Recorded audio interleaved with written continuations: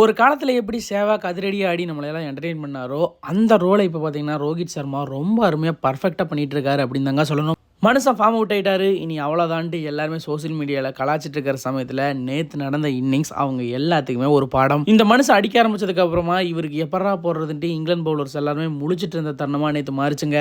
வேற லெவலான பேட்டிங், வேற லெவலான கம்பேக்குங்க. நேற்று அவர் அடித்த 100 மூலியமா 32வது 100 அவர் பதிவு பண்ணுறாரு. ஓடிஐயில் இப்போ ரோஹித் சர்மா 3வது பிளேஸுக்கு வந்துட்டாருங்க. அதே மாதிரி game changer of the match, striker of the match, player of the match எல்லாமே பார்த்தீங்கன்னா ரோஹித் சர்மாக்கு தாங்க கிடைச்சிருக்கு. ஓடிஐயில் நேற்று நடந்த மேட்ச்ல வருண் சக்கரவர்த்தியும் டெபியூ டெபியூ பண்ண மேட்ச்லயே விக்கெட் எடுத்து ஓடிஐல தன்னோட விக்கெட் கவுண்டிங்க ஆரம்பிச்சிட்டாரு. எல்லாம் ஒரு பக்கம் நல்லா போக விராட் கோலியும் ஃபார்முக்கு வந்தா இன்னும் நல்லா இருக்குமே அப்படின்னு தாங்க எல்லாருமே எதிர்பார்த்துட்டு இருக்காங்க. 304 ரன் எடுத்தும் இங்கிலாந்து இந்தியா கிட்ட தோத்துருச்சுங்க. இந்த இங்கிலாந்து சீரியஸ் இந்தியா கிட்ட வந்தாச்சு.